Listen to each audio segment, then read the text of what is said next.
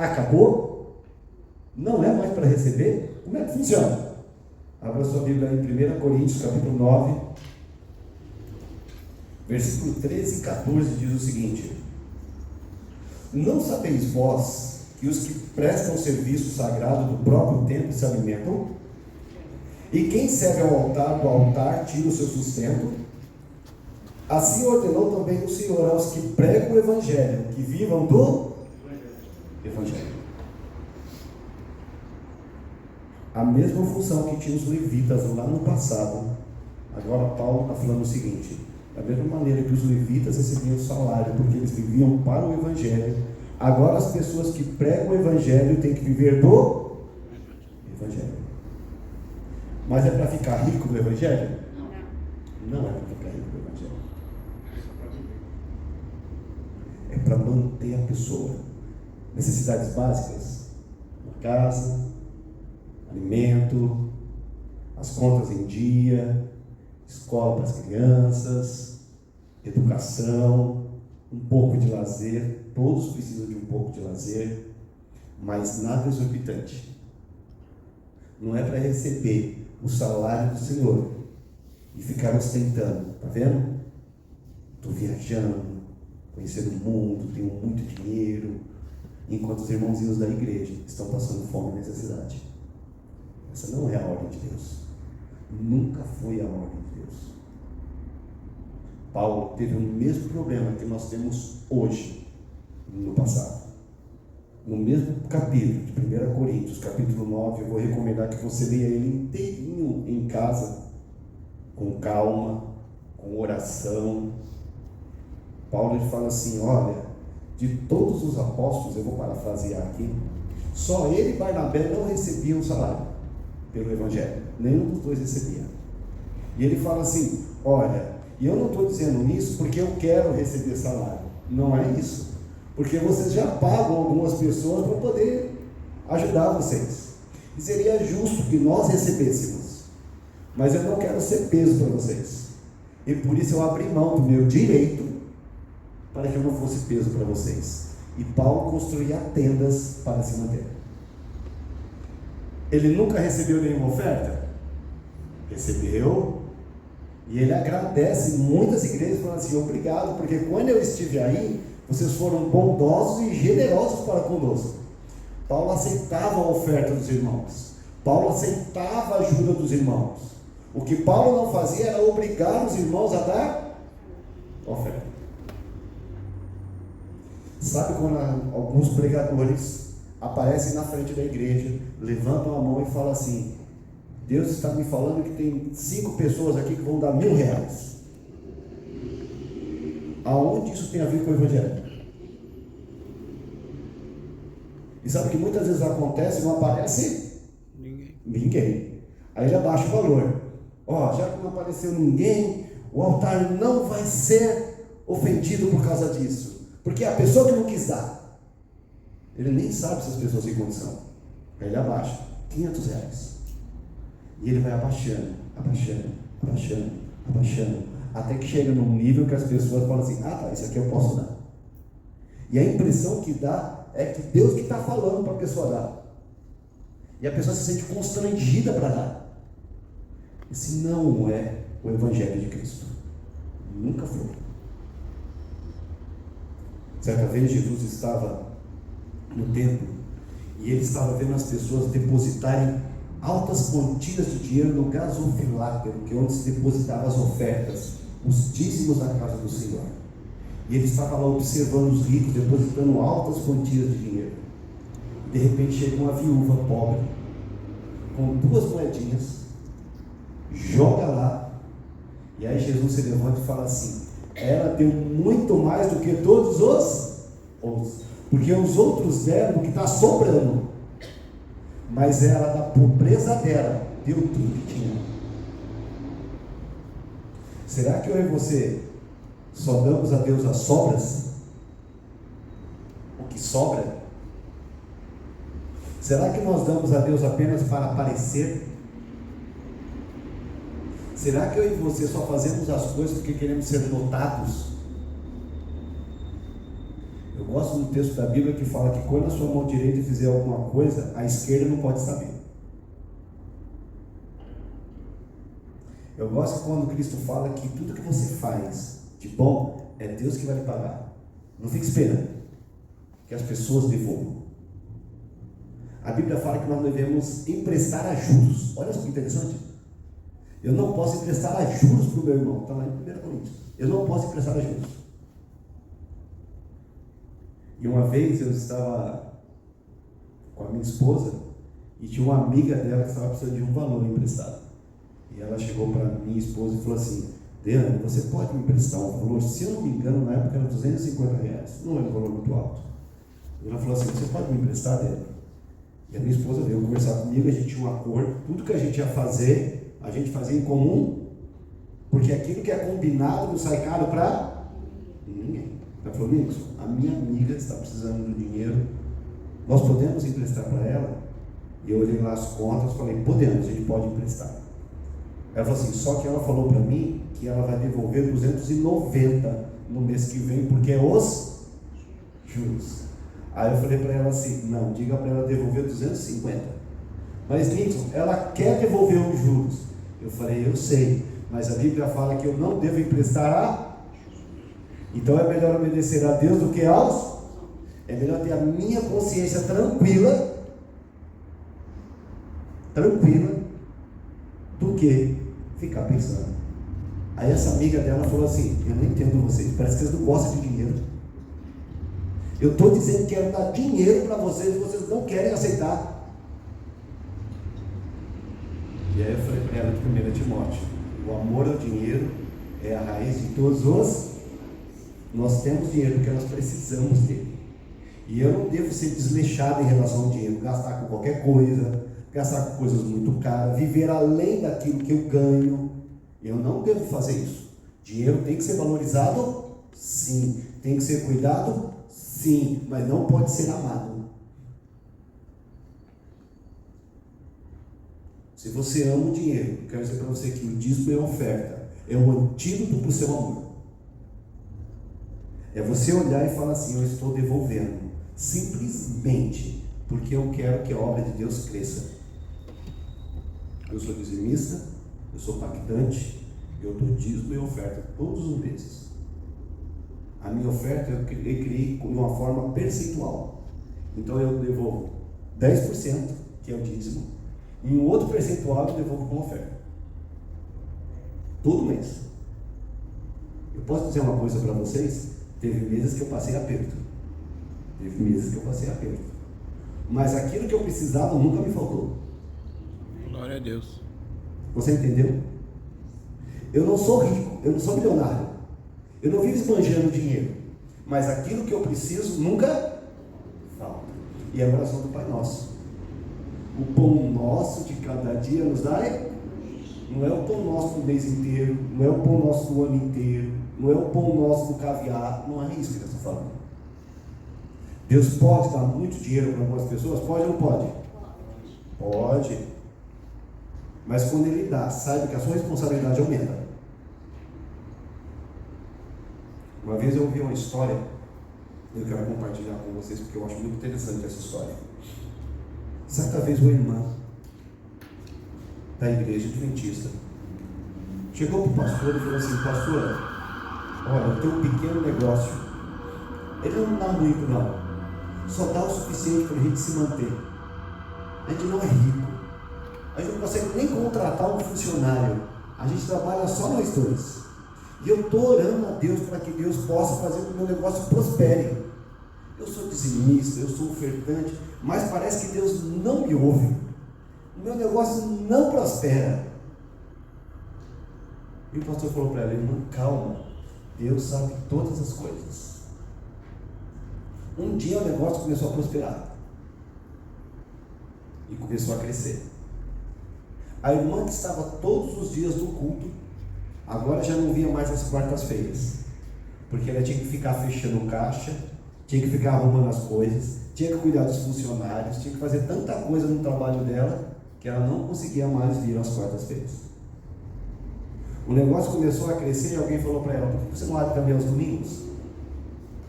você vai ganhar mais dinheiro. E realmente ela começou a ver os domingos. E agora ela não via mais aos cultos dos domingos, porque ela estava ocupada com o seu trabalho. Aí ela começou a ver que entrou muito dinheiro. E agora, como nós estudamos, o dízimo é proporcional e a oferta também é proporcional. Então ela começou a olhar e falar assim: rapaz, agora o dízimo está alto, hein?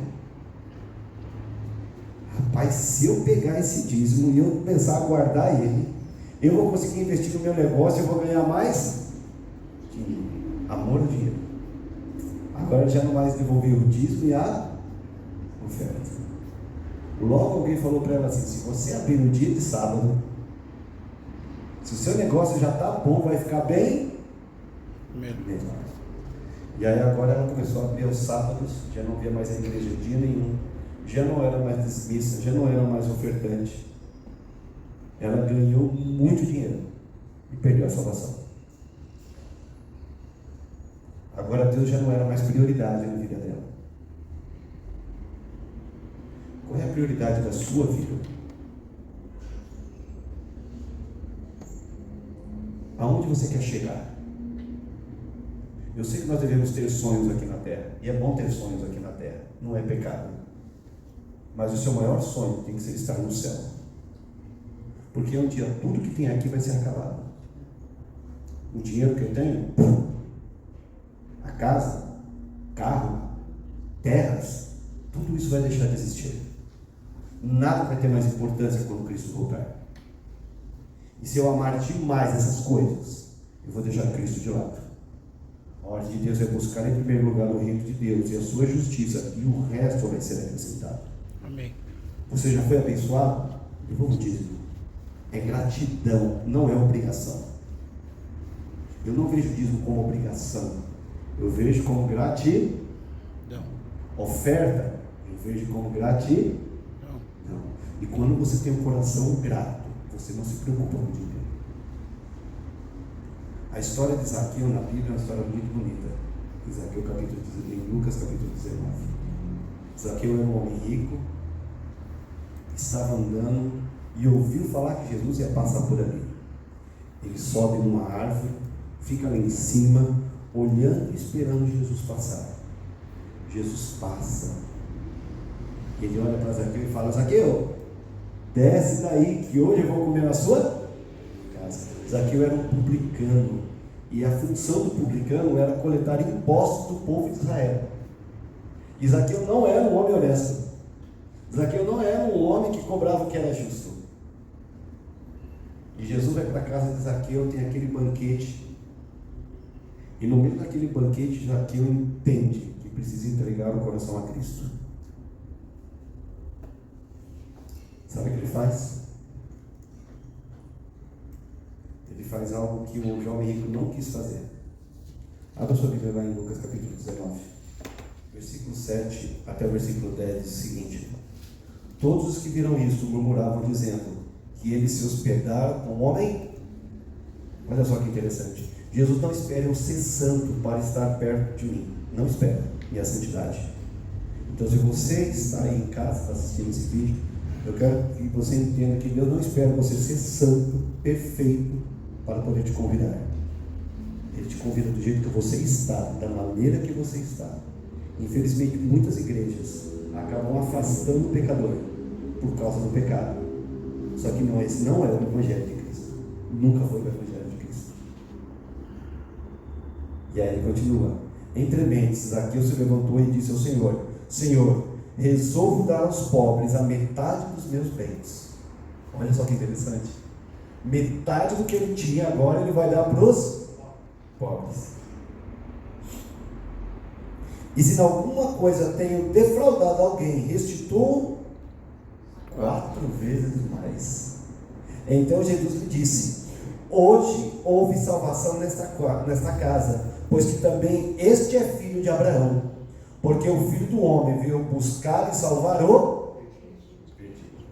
Deus não se importa em você ser um pecador e estar ao seu lado, mas Deus não deseja que você continue sendo um pecador pelo resto da sua vida.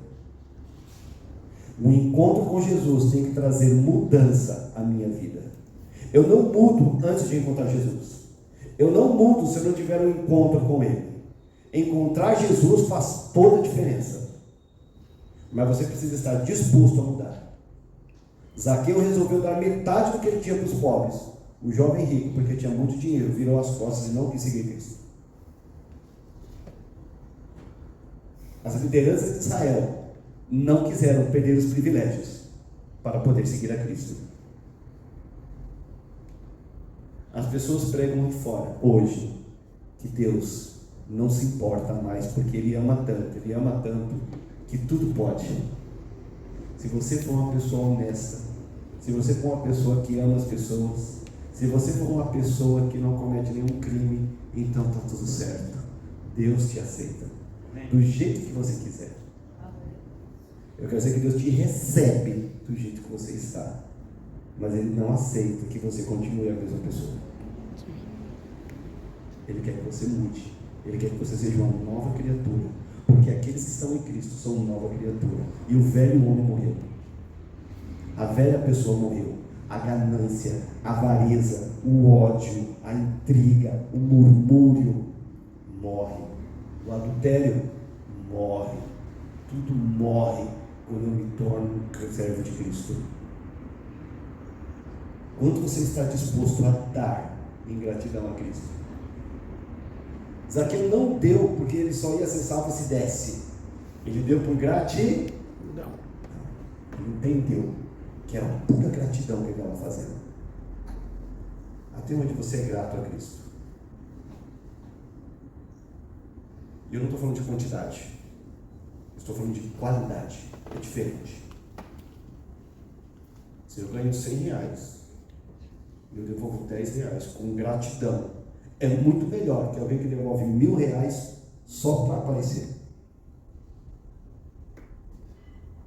Se eu devolvo R$1, é melhor do que eu devolver R$1 milhão, simplesmente porque eu quero comprar amigos. Qual é a qualidade da sua oferta? Eu quero dizer a você que todas as vezes o povo de Israel ia até o templo, eles iam com uma oferta de gratidão nas mãos. Não porque Deus exigia que eles fossem, mas porque eles eram gratos a Deus. Eu não sei se hoje você é dizimista e ofertante, ou se é só dizimista. Eu não sei. Mas eu quero dizer uma coisa para você. É muito bom ajudar a obra de Deus. E Deus não fecha os seus olhos para aquele que ajuda a sua obra. Deus não deixa de lado aqueles que são fiéis. Não por interesse, por amor. Eu não devolvo porque eu espero que Deus me devolva em dobro. Eu devolvo porque eu sou grato a Ele. Eu não devolvo porque eu quero ficar rico. Eu devolvo porque eu já sou rico das bênçãos de Deus. E eu quero que você faça a mesma coisa. Um dia, o dízimo não vai precisar mais existir, porque o nosso Deus vai retornar, e a miséria e a maldade vai acabar. Um dia a nossa oferta vai ser uma oferta tão gostosa no céu, porque nós vamos ser irmãos juntos, unidos. Então é hora de a gente treinar isso aqui na terra. Nixon, eu não quero devolver o dízimo. A escolha é sua. Nixon, eu vou estar no céu se eu não devolver o dízimo? Eu não arriscaria. Eu não arriscaria. O nosso Deus é Deus. Mas se você acha que a sua ganância por dinheiro vai te levar para o céu, você precisa pensar bem. O que é mais importante, o céu ou o dinheiro? O céu é muito melhor. A Bíblia fala que aquilo que os olhos não viram, não passou pela mente humana e os ouvidos não escutaram, é aquilo que Deus está preparando para o seu povo. Amém. Não vai ter nada melhor. Sabe como eu imagino o céu? Eu imagino o céu quando eu leio Gênesis capítulo 1. Que a Bíblia fala que Deus fez tudo e quando Ele terminou, Ele falou assim: é tudo muito bom. E gente, o muito bom de Deus não é o nosso muito bom. Porque eu posso falar para você assim, ó, jiló é muito bom. E você pode discordar de mim, pode ou não pode? Tem gente que não come jiló de jeito nenhum, não é? Aí, o irmão não come jiló de jeito nenhum. Nossa, aquele trem amargo, não é? Mas quando Deus fala é muito bom, se Deus falar é muito bom, o senhor duvidaria, irmão? De jeito nenhum. É bom mesmo. Eu espero que a partir de hoje Deus toque no seu coração para que você se torne um dizimista e um ofertante. Não por obrigação, mas por amor. Amém. Eu espero que Deus toque no seu coração para entender que o dinheiro é necessário e precisa ser bem administrado, mas ele não é tudo neste mundo. E amá-lo pode te deixar fora do céu. Eu quero que você entenda que existem ofertas que Deus não aceita. Dinheiro ilícito, se a igreja não souber e receber por ingenuidade, o culpado continua sendo quem dizimou. E Deus não vai apagar o pecado seu porque você deu dinheiro, não, viu? Porque não é isso que Deus quer. Deus quer o nosso coração. O dízimo é consequência, a oferta é consequência. Um dia nós não poderemos comprar e nem vender. A Bíblia diz isso. Aquele que receber a marca da bênção não vai poder comprar e nem vender. E que dízimo você vai poder dar se você não compra e nem vende? Nessa hora, a sua fidelidade e a sua entrega a Cristo vão valer muito mais do que qualquer dinheiro que você tenha. Prepare o seu coração, prepare a sua vida, prepare a sua alma, que o nosso Deus está voltando.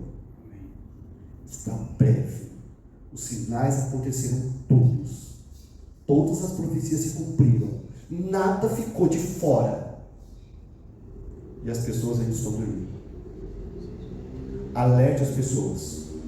Fale com elas. Jesus está voltando. Prepare o seu coração. Seja grato pelo que já fez por você. Seja alegre. Compartilhe. Divida. E saiba que dinheiro não é tudo. Nós seremos julgados por quem nós somos e pelo que nós fizemos. E não pelo que nós temos. Gostaríamos de mais uma mensagem musical agora. Enquanto o nosso irmão canta, eu queria que você fizesse uma auto-reflexão aí. Não precisa falar comigo, não precisa se levantar, não precisa dar sinal. Eu quero que você faça uma auto-reflexão, auto-análise. Essa é a melhor análise. E pense assim: se eu não sou desse ofertante, por que eu nunca devolvi? Será que eu não sou grato a Deus? E aí por isso eu roubo Ele? E se eu sou dizimista e ofertante, por que eu dizimo? Por que eu oferto? Porque alguém me disse que eu sou obrigado? Ou porque eu sou grato a Deus por tudo que Ele fez? Será que eu estou valorizando a fé, a misericórdia e a justiça? Porque se eu não fizer isso também, o dízimo não vale nada. As duas coisas têm que andar juntas. E se você não estiver fazendo, ainda dá tempo. Faça um propósito no seu coração: Senhor, eu quero mudar, eu quero ser diferente. E Deus vai honrar esse voto que você vai fazer com Ele. Ele vai te dar forças para seguir em frente. E se você cair, nós temos um advogado no céu, Jesus Cristo justo, que vai te ajudar na hora da dificuldade. Mas não abaixe a cabeça, porque aquele que regride, Deus não aceita.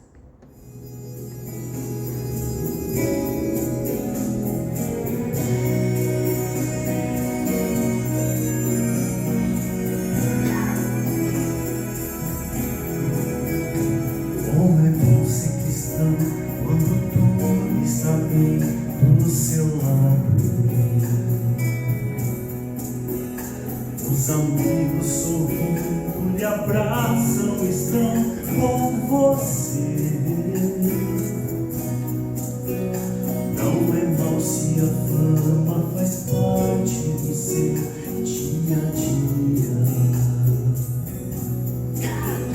E dinheiro se tem pra fazer o que pense e entender. É tão fácil cantar, é tão fácil falar, sem parar pra pensar no amanhã, sem talvez meditar no amor de Jesus por você. Mas se tudo se vai para sempre, inclusive os amigos, influências e afligem, a fama já não mais existe. É mais fácil agora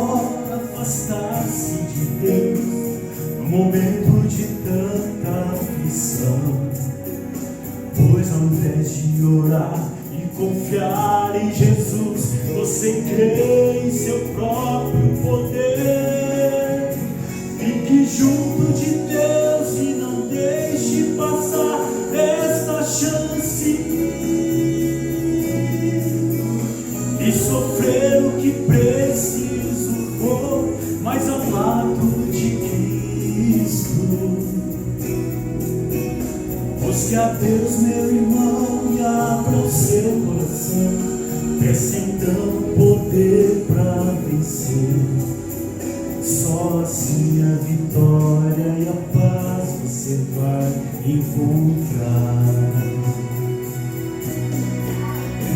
Fique junto de Deus e não deixe passar essa chance e sofrer o que preciso for, mas ao lado de Cristo. Busque a Deus, meu irmão, e abra o seu coração. Peça então poder para vencer. Só assim a vitória e a paz você vai encontrar. Só assim a vitória e a paz você vai encontrar.